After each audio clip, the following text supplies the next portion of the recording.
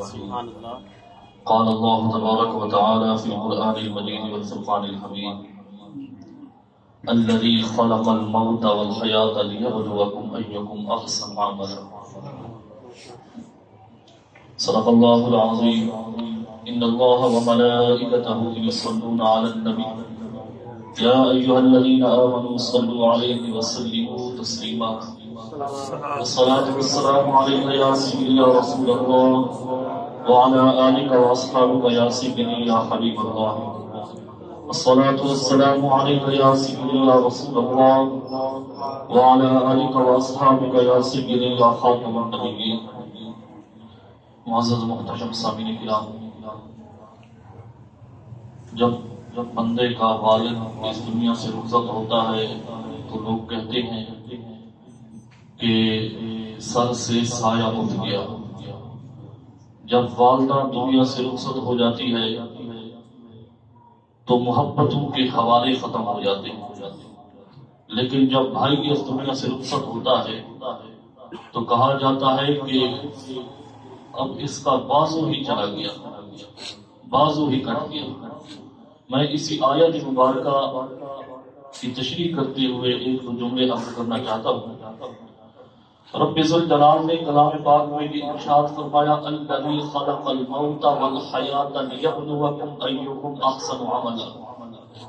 آیت مبارکہ میں ذکر فرماتے ہوئے ارشاد فرمایا وہ ذات جس نے موت اور زندگی کو پیدا کیا. اب یہاں دو باتیں قابل غور ہیں کہ موت و حیات کا رب ذوالجلال نے ذکر فرمایا. ہم اپنے دنیا کے اندر دیکھتے ہیں کہ زندگی پہلے ہے، موت بعد میں آتی ہے، لیکن آیت مبارکہ کے اندر موت کا ذکر پہلے ہے اور زندگی کا ذکر بعد میں ہے. خلق الموت والحیات. تو اس کی وجہ کیا ہے کہ موت کا ذکر پہلے، حالانکہ موت تو بعد میں آتی ہے، آدمی زندگی پہلے گزارتا ہے، موت بعد میں آتی ہے. مفسرین کرام فرماتے ہیں اس کی ایک وجہ تو یہ ہے کہ موت کے بعد جو زندگی آئے گی ہمیشہ کی زندگی وہی ہے، حقیقی زندگی وہی ہے. تو اس لیے یہ زندگی یہ چند دن کی زندگی ہے، حقیقی زندگی وہی ہوگی. جب آدمی مرنے کے بعد جب دوبارہ اٹھے گا تو حقیقی زندگی وہی ہوگی. اور دوسری وجہ اس بات کی طرف اشارہ کرنا بھی مقصود ہے کہ اے دنیا کی آسائشوں میں مستغرق ہونے والوں، سب سے پہلے رب ذوالجلال نے موت کا ذکر کیا تاکہ بندہ موت کو یاد کرتا رہے، موت کو ہمیشہ یاد رکھے. کہیں ایسا نہ ہو دنیا کی رنگینیوں میں مصروف ہو جائے اور موت کو بھول جائے. فرمایا موت کو ہمیشہ یاد رکھا کیونکہ اس موت کے بعد ہی زندگی حقیقی زندگی. اب اس آیت مبارکہ کے اندر اس وجہ سے موت کا ذکر پہلے کیا کہ کیونکہ موت حقیقی موت جو ہے، موت کے بعد جو زندگی آئے گی وہی حقیقی زندگی ہوگی.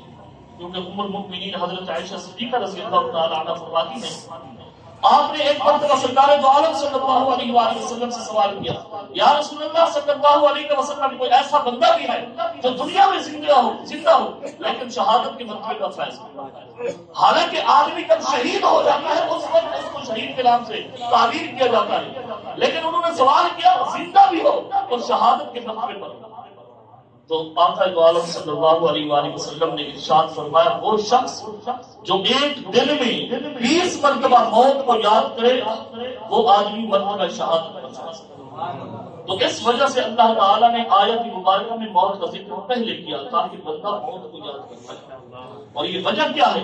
لِيَبْلُوَكُمْ أَيُّكُمْ أَحْسَنُ عَمَلًا، تاکہ وہ تمہیں آزمائے کہ اس کا عمل بہتر ہے. کیونکہ بندہ اس دنیا کے اندر آیا ہے آزمائش کے لیے آیا ہے کہ رب ذوالجلال نے قیامت کے دن کا حساب کتاب لینا ہے. تو اس وقت اللہ تبارک و تعالیٰ اس چیز کا حساب لے گا کہ کس بندے کا عمل بہتر ہے، کس بندے کا عمل بہتر نہیں ہے. تو دار و مدار جو ہے اس بات پر ہے. اللہ تبارک و تعالیٰ نے اسی وجہ سے موت کا ذکر پہلے کیا اور حیات کا ذکر بعد میں کیا. اللہ تبارک و تعالیٰ قبلہ شاہ صاحب کی بخشش فرمائے. اللہ تبارک و تعالیٰ سے دعا ہے رب ذوالجلال ہم سب کا یہاں آنا اپنی بارگاہ میں قبول فرمائے. آمین. ماشاءاللہ کہ بلا مفتی صاحب مختصر وقت کے اندر بڑے ہی حسن انداز کے اندر ہمیں دعوت فکر دے رہے تھے. اللہ ہمیں قبر و حشر کی تیاری کرنے کی توفیق عطا فرمائے. تو جتنے ساتھی آئے میں قبلہ سادات برادران کی طرف سے سب کا شکریہ ادا کرتا ہوں.